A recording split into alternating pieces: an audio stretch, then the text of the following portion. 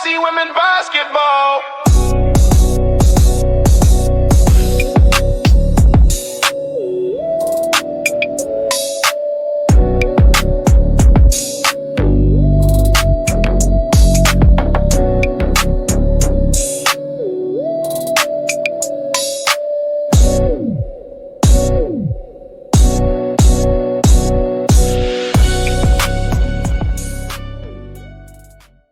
Welcome to the latest episode of Trojans Wired, the podcast, which is an in-house production of the website Trojans Wire. We are part of the College Wire Network. We're back at you with USC women's basketball analyst CC Clay, but also, as you can see, Greer Engonga. She's 1/5 of the women's basketball media collective, No Cap Space. No Cap Space is a basketball podcast. Check them out on YouTube, just as you do with CC's USC women's basketball media lab. So find No Cap Space on YouTube so you're in the know. They cover women's college basketball and the WNBA. Thanks so much for being here, Greer, and welcome aboard. And of course, we're previewing USC versus UConn and a natural entryway into this game, Kaylee Heckle. It's the reunion. She comes back to Galen. It's going to be pretty spicy. Not that USC UConn needs any extra spice, but they'll have it on Saturday, Greer. Yeah, no, thanks, CC and Matt. Thanks for having me. Super excited to talk about the matchup, right? East Coast, West Coast, two, women's basketball, Blue Bloods. I'm super excited for the game on Saturday. And yeah, Kaylee Heckle making her return to Galen. I mean, she's been doing really, really well as basically the sixth man of the UConn Huskies this season. And then CC, obviously we were there for Washington and USC this past weekend. And so we got to see like Avery Howell's reception, right, in Galen on a Washington team that has had a little bit of a rivalry too with USC over the last few years for sure. But UConn USC is a completely different beast, right? This is a team that knocked out the Trojans in the NCAA tournament last year. So, and obviously had a phenomenal game versus them in 2023, right? So the history here is deep, but Kaylee's an East Coast kid, right? I understand why UConn was the choice for her when she decided to leave LA. Yeah, I'm interested to see because the reception that Avery got was not a welcome one, and I think that USC it's sold out, so it's going to be even louder in Galen. And I think that Kaylee Heckle's going to feel it because it's not just that she left USC. I mean, the USC fans in the community, they loved Kaylee Heckle, and they were thinking that she was going to be a part of this program, for 3 or 4 years. And then not only that, just what you said, her leaving to go to UConn, even though she's an East Coast kid, she left for the enemy, in a lot of people's eyes. So it's going to be interesting to see how everybody reacts to Kaylee Heckle in Galen Center. I'm expecting the boos to pour down pretty loudly. Like you said, this game is sold out.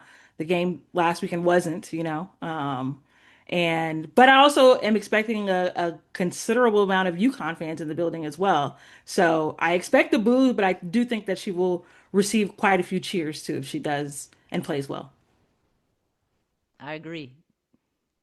So, they met in the Elite Eight actually each of the last 2 years, not just last year, but of course, very different rosters. Like that's something CC continuously and obviously correctly mentions. Like each time we talk about this young, evolving USC team, a natural first point of inquiry for me, Greer, is that, Rhea Marshall was USC's best player on the floor in that Elite Eight game in March. And now USC has a very young, unproven front court. You have to think, right, that Gino is going to try to attack the USC front court and just test and probe that particular part of the Trojans roster as much as he possibly can. How's he going to do it?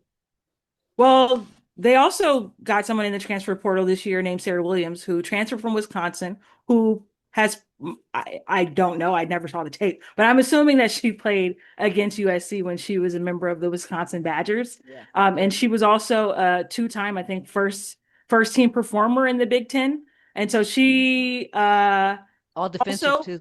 All defensive too. So she's also trying to like find her fit, right, with UConn, but like no time like the present to do it against a familiar foe, right, and your conference opponent in USC. So she's an experienced player.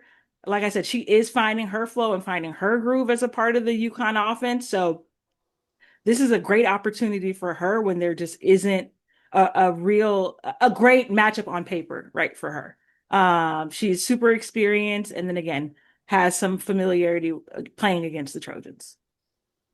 Yeah, to chime in there, I think Gino's absolutely going to pound it in the paint. Because when I look at the stats, I mean that's where they go. They pound it in the paint. Most Twos of and their threes, shots come, right? yeah, yes, yeah, twos and Layups and threes threes. Layups and threes. above the break threes and right at the rim. And a lot of their shots at the rim are coming from transition ball. They're good at assists too. They average like 24 assists per game. But I really believe that Gino, knowing him, is going to try and pound it in the paint and force USC to play a different type of defense because the perimeter wise we're okay, but just like you said, Matt, it's that paint that I think he's going to try to expose. And then you have a player like Sarah Strong who has the ability to hurt you from every single place on the floor, right? She played against USC last year and obviously would love to have that like last play back, right? But has found success, right? She knows how to score inside and knows how to score outside, and she just poses a mismatch for almost every other team in the country, right? She's just an incredibly hard player to guard, and she uses her body so well when she may not always be the biggest, right? She's so nimble, her footwork is excellent, and she's excellent at finishing around the basket. To your point, CC, about how UConn actually scores their points. So in terms of the chess match, so Gino's likely to pound the paint. What's the counter from Lindsey Gottlieb? And just to kind of flesh this out a little bit, it seems as though USC is probably in a situation where you got to pick your poison. You got to pick which thing you're willing to live with and which thing you absolutely need to take away. Greer, how do you think Lindsey Gottlieb and Beth Burns handle the defensive assignment against UConn? So, in my opinion, Matt, so much of playing against UConn is not beating yourself. UConn is one of the most disciplined teams in the nation. And USC, to their credit, like, no, they're missing JuJu Watkins, but they are also an incredibly stingy defense so far to start this year. I think a thing that's going to have to happen, though, for them to find success on Saturday is limiting turnovers. Like CC alluded to earlier, UConn turns teams over at like an alarming rate, and that is what oftentimes gets their offense into a flowing groove. And so SC is going to have to be able to take care of the ball and execute in the half court to some level, with some level of like fluidity, right? It's going to be a tall, order, but like they have incredibly talented players in freshman Jazzy Davidson and Kennedy Smith, who are, two of their best playmakers, right? No question. But this is can they make plays, but also control the ball, like take care of the basketball? Yeah, they're definitely going to have to control pace. They're going to have to control the turnover to assist ratio in this game. And I think that it has to be a half court game. USC cannot make this a track meet with UConn because UConn will wipe the floor with them if they try. Even though USC will pick their poison with the fast breaks that they take and turn UConn over and go transition, but they can't make this a track meet with UConn. They're going to have to force UConn to play defense for at least 20 seconds each time down the court if they can, and they're going to have to run Jazzy downhill more. In terms of just the X's and O's, with UConn likely to attack the rim, I think Lindsey and Beth throw a little zone just for show, not as like something they're going to regularly do, but just in spots early to give Gino and the UConn players something to think about. How do you think USC does this tactically at the defensive end of the floor? Greer.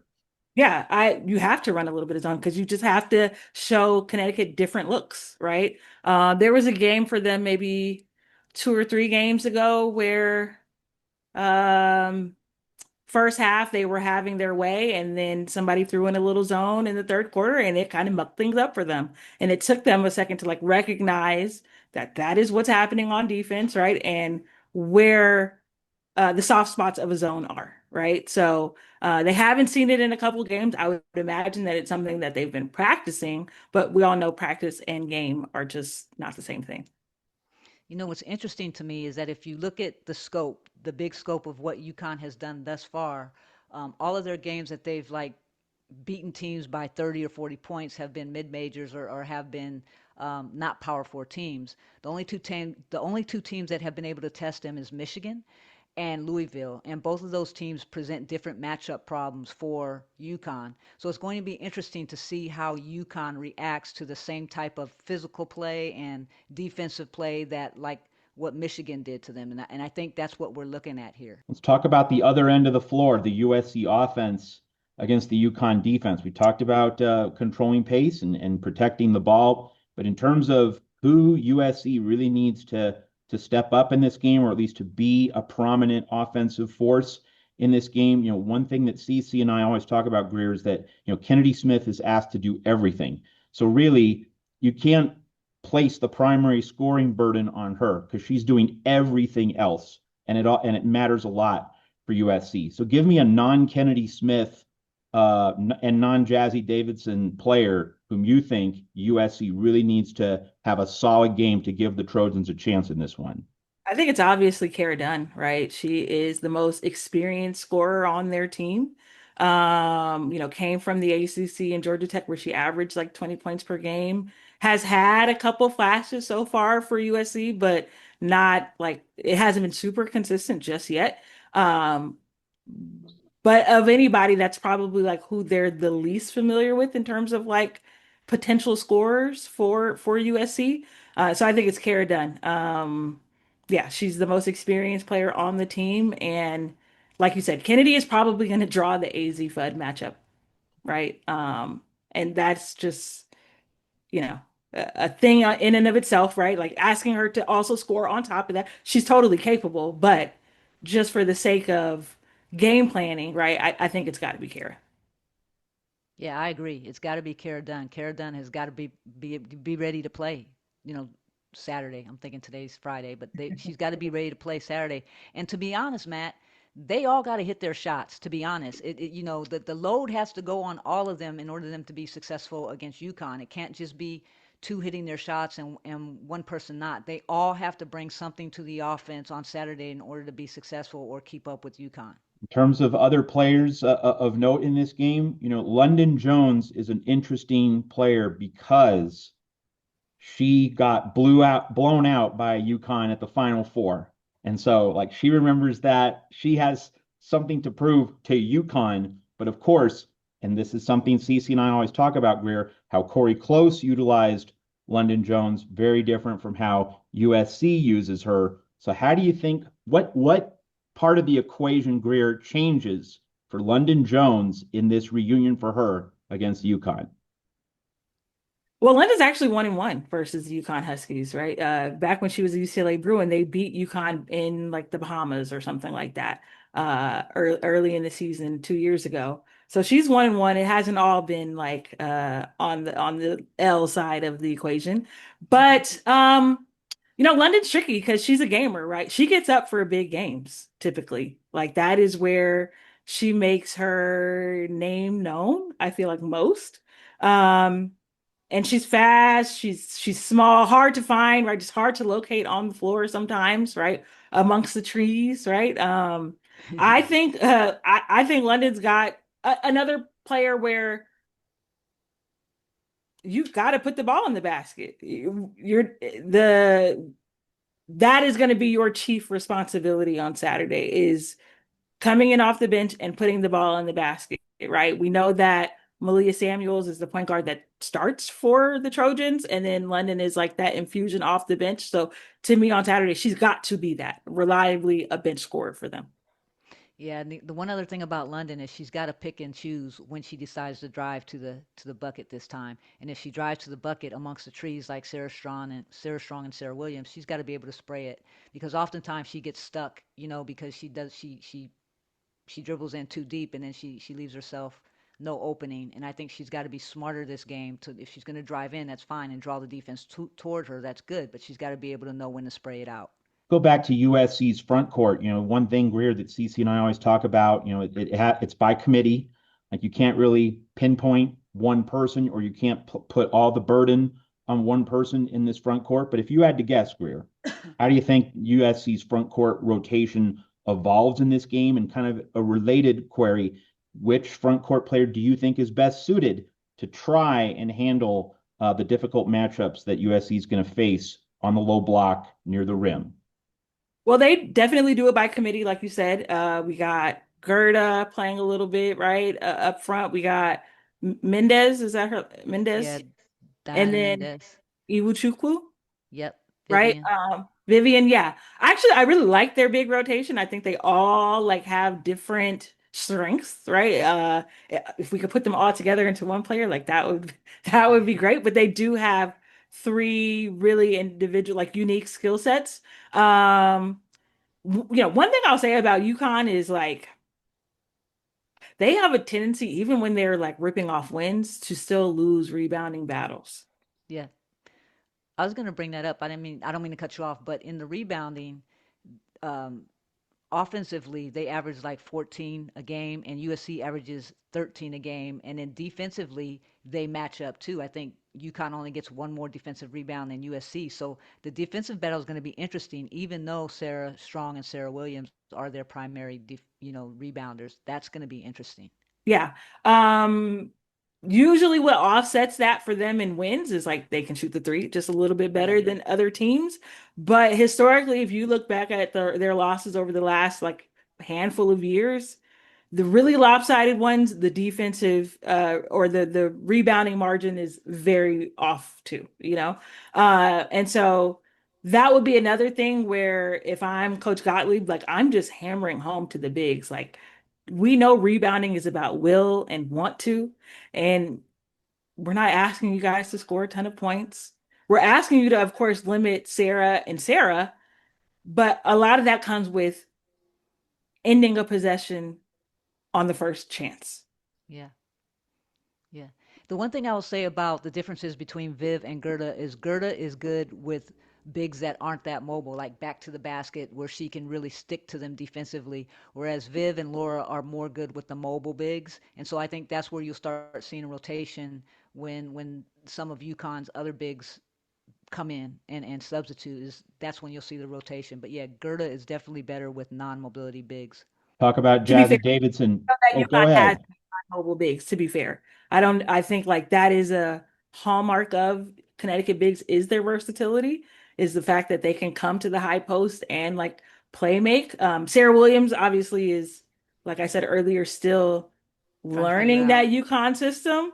She Yeah. still has a tendency to just want to get the ball, go up and score.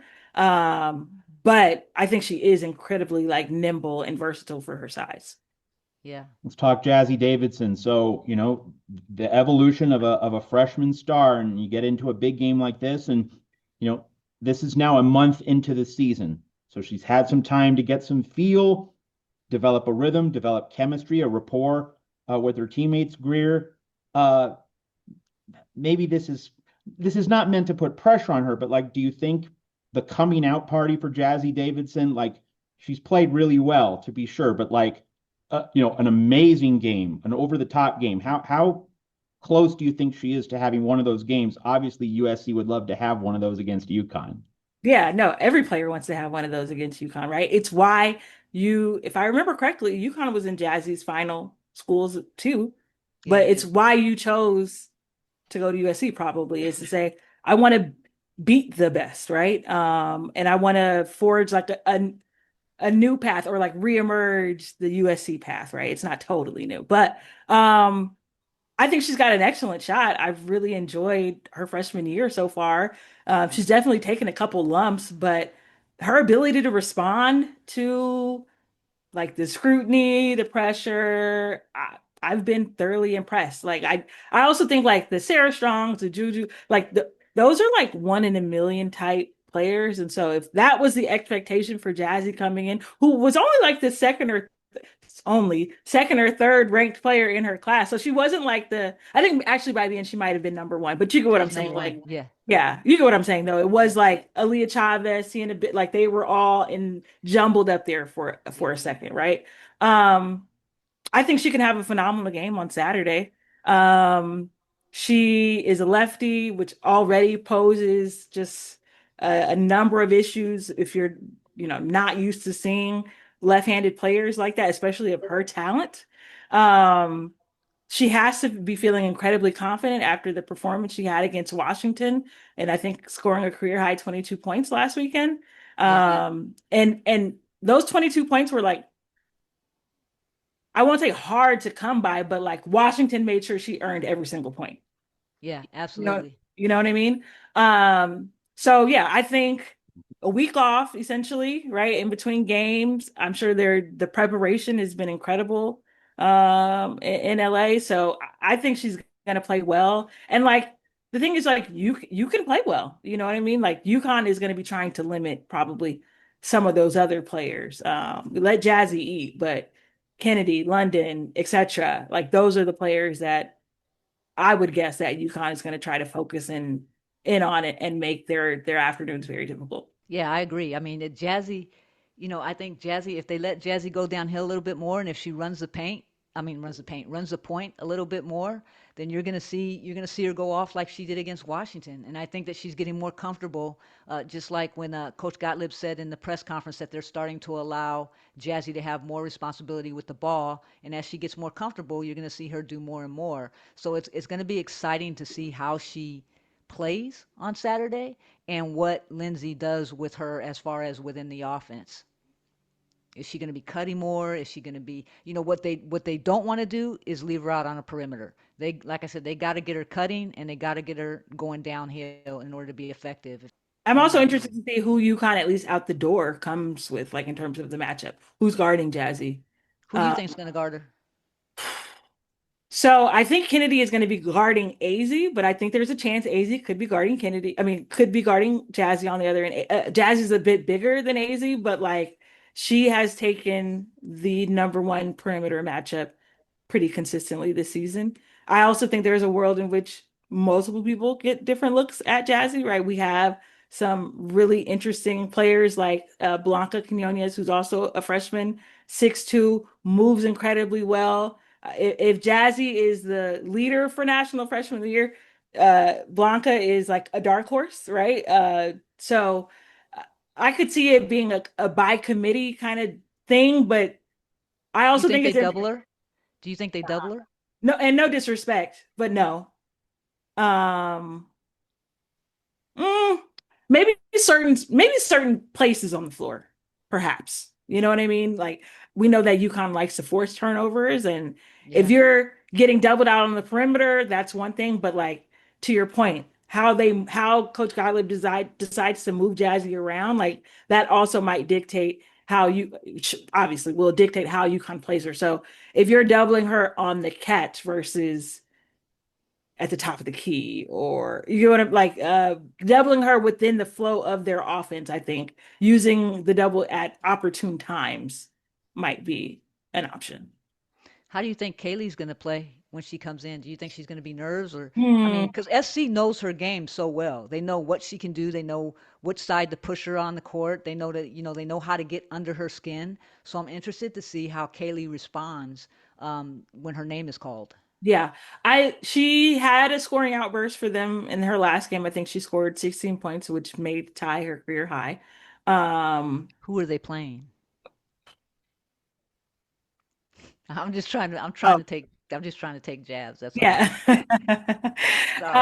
I don't even recall, honestly, or I'm just blanking right now. But to say that, like, she's coming off her best game so far as a UConn Husky. Um, I think the what doesn't get talked about enough with Gino Auriemma is how much pressure he takes off his players when situations get hard or can be hard or difficult. So I'm sure like this week she was asked about it in the presser following that 16-point game that she had last weekend. And, she was talking about how she just trying to focus on that game that they had played that day, not looking too far ahead. Um, but I think like the Connecticut coaching staff is really, really good at honing in on that for athletes and telling them like it's just another game, putting them in places to be successful and situations to be successful. So just based off the track record alone, I think she will be fine. I don't think she's going to have a monster game and be leaving Galen Center throwing the Vic. I don't think she's going to be doing that. But I think that as long as her team is leaving with the W, and you can say that she had like a plus impact, I think she'll be fine. Let me ask you a question. I don't mean to cut in on your hosting, Matt, but I just have a question. USC has been one of the only teams to really play UConn effectively, and we all know that JuJu has been a big part of that. But even in the final eight game last year, they were without JuJu, and they had to get up a game plan within a week or so to figure out how to beat UConn, and they played them pretty well through 3.5 quarters, I Yeah. would say, and then they lost it in the last 5 or so minutes of that last game. But for the most part, Lindsay Gottlieb knows how to draw up schemes and knows how to bring the best out of her players against teams such as UConn. Where do you see the direction of this team for this game? And do you think Lindsay Gottlieb will get her team fired up enough to at least be close enough with UConn where they could have an opportunity to steal that game? I don't think Lindsay needs to fire. I don't think they need any outside. Not it's not that she's outside. I don't think they need any outside motivation, right? You're playing the number one team in the country. They're coming to your building for players like Kennedy, um, players Malia. like Pitt, right? Yeah. This is your second, third time playing them. You know what I mean? Like, and you want to walk away victorious, period. Yeah. This game is going to be on national television. I don't even think that's like the character of the kids Lindsay's recruiting. Like everybody believes that they can win. You know what I mean? And we know that they just secured her 100th win last week too. Yep. Yeah, I think that they are coming into this game thinking, yeah, we can win. We have to play our best, hope for some things to go our way for sure, but we can win this game. We certainly have enough talent to do it. Um, and then Lindsay, I think like this year in particular, do they have a couple of L's? Yeah, sure, whatever. But I also think like her clipboard is on full display this year. Absolutely. She's gotten Jazzy a couple like go ahead or game winners essentially, right? Her ATO game is perfection right now, probably tops in the country. Um, and yeah, Gino Auriemma is a coach that Lindsay has studied for decades at this point, right? She's from that area too, the Northeast. UConn has obviously been the gold standard in women's basketball and coaching too. So this is Lindsay is a smart woman. She knows her opponent very well, right? And again, they had a week off in between games. Like I'm not expecting USC to come in Galen and lay down, not at all. CC, one of the things you wanted to talk about, sellout crowd in Galen, like that's a pretty big deal for USC women's basketball. Take it away. Yeah, I'm really, really, really proud of this USC community because Juju's not there, right? The team showed up last week for Washington. I mean, they had 7,000 people in the stands. And now, just announcing today that it's a sellout, it's showing that the USC community just loves this team in general. They love what the team is doing, they love what the team is building. And of course, it's UConn, but still, we've played UConn years prior to Lindsay Gottlieb and didn't sell out. So it just tells you a lot about this program and what the community is doing. They're coming together and they're showing love, and I just love it. I'm excited that Jim's going to be loud. The students are going to be there, I'm sure, with writing on their chests like they do, in the front. And so it's going to be fun to watch. Yeah, last week it felt like the crowd didn't really get the memo about the blackout game. Yeah, This week I am hoping, like I love that college atmosphere, right? Like the whole everybody wear white, it's white yeah, out. white out.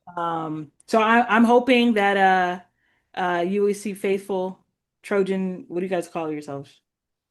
The Trojan faithful. Trojan. Yeah, I'm hoping that they show up and show out and wear white and do all the things because like on television that looks amazing and this game is worthy of having an incredible atmosphere.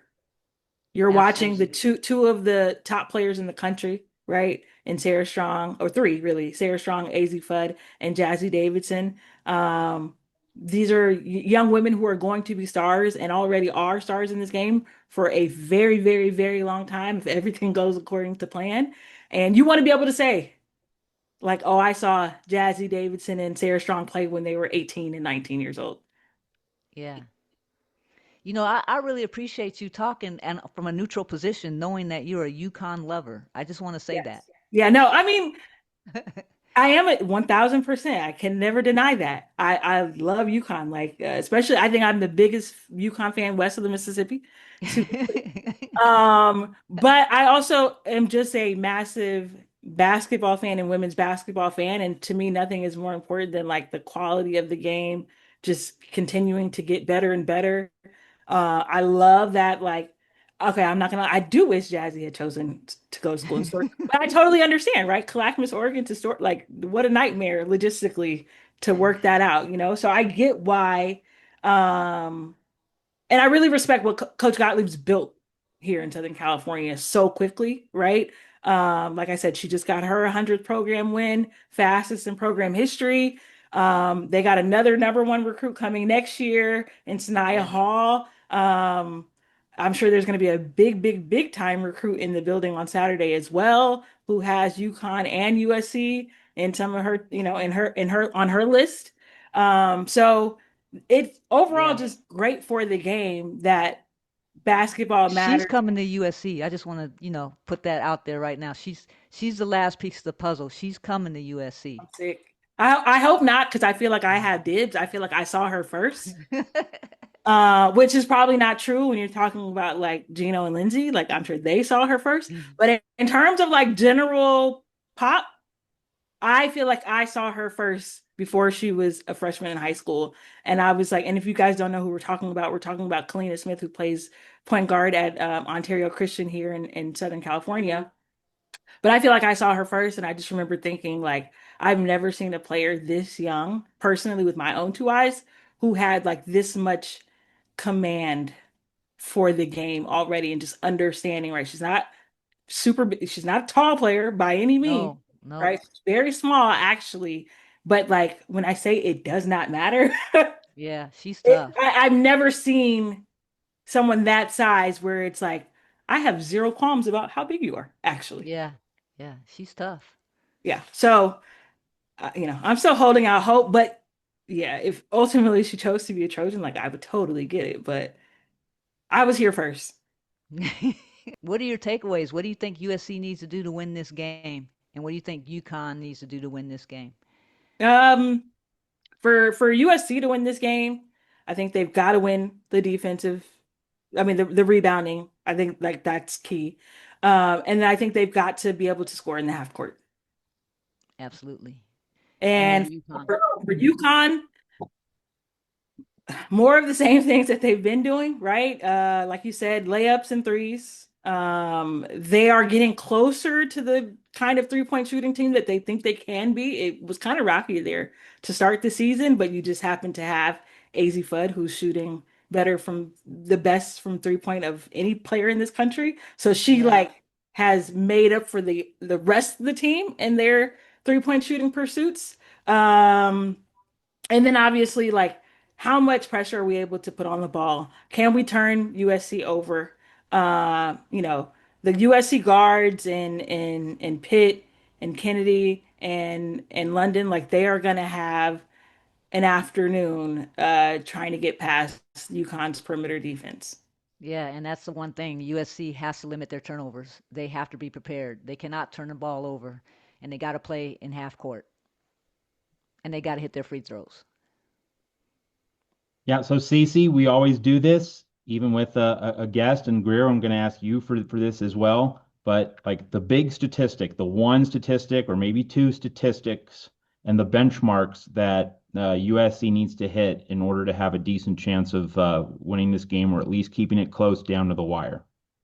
For USC, they have to hit perimeter shots, and they can't turn the ball over. Yeah, I would say um, I think one of UConn's last opponents, they maybe turned them over like 30 something times. Like it was nasty. I think USC needs to have under, and it sounds crazy to say this because I'm still gonna say like a double digit number, but like under 12 turnovers. I think that's interesting. I think that's interesting. Obviously you'd love to have less than that, but like I still think that's a really good number because I do think that there is going to be like a pace factor of this game. Yeah. The one other thing I want to say too is that USC, if they can disrupt UConn's offense. UConn is really good at assisting the ball. They're averaging 24 assists per game. If they can hold UConn to like 17 or 18 assists, I think that gives them a better chance too, because that's just showing that they're being disruptive on defense. And I think they've certainly got the like pedigree to be disruptive on defense as well. Like there are no slouches on defense. We saw what happened between USC and Washington last week, and like that was a dogfight, you know?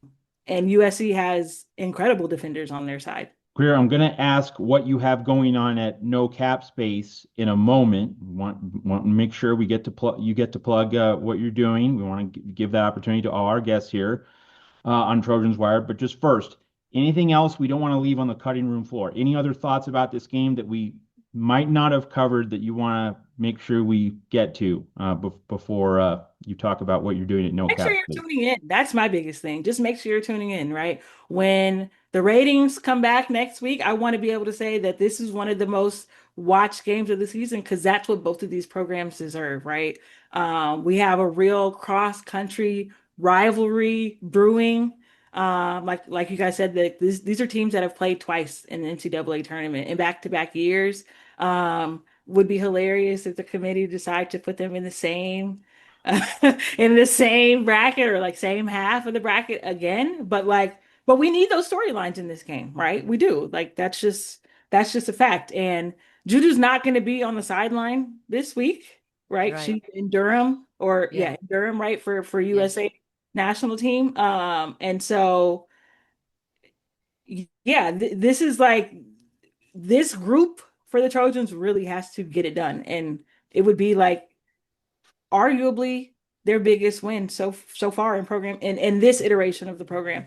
Yeah, because without Juju, I mean, they did beat UConn last year in stores with Juju, so that was the biggest game of program history until this one. So Into this one. Yeah. Okay, Greer, tell us what you have going on at No Cap Space. Yeah, so no cap space. I'm 1/5. Shout out to Andrew, Shawnee, Tyler, and Rashard. We have a YouTube channel, no cap space. Sorry, youtube.com/ no cap space WBB. We also have a website where we're doing, our Monday column called 5 Out, where we're talking about five of the biggest stories surrounding women's basketball. That could be college, that could be like the amateur circuit, all the way up to the WNBA and national team stories, which I'm sure we'll have more of coming out of this weekend, as well as we go live after like every single big game that there is in women's college basketball. And we also have rankings and power rankings and all of the things. So check us out. We also do interviews with players from around the country from time to time. So just check us out if you haven't already. And thank you so much, Matt and Cece, for having me today. Absolutely. Cece, tell people what you have going on at your USC Women's Basketball Media Lab. as you know, I have stories out there all the time. I'm getting ready to put out another story. I just put out a story regarding the analytics, which led to the YouTube video that I just did on USC versus the Big Ten, analytically where they stand and why it shouldn't hold that much grain of salt right now because it's preseason. And then I just put a story out on Substack that is not sports related, so you want to go check that out. And yeah, and then I have my photos up on my website. Which I checked out, by the way, Cece. Yeah. Very good. You took some very good pictures of Kennedy in particular. Oh, thank you. I You could checked see out my those. website? Well, we talked about it last week. Yeah, I yeah, wanted to yeah. make sure Okay. I did. And then obviously you were on the baseline telling me all the different things that you were trying. So yeah, I checked those out and I'm like, some of these could be on the girls' Instagrams, like no question.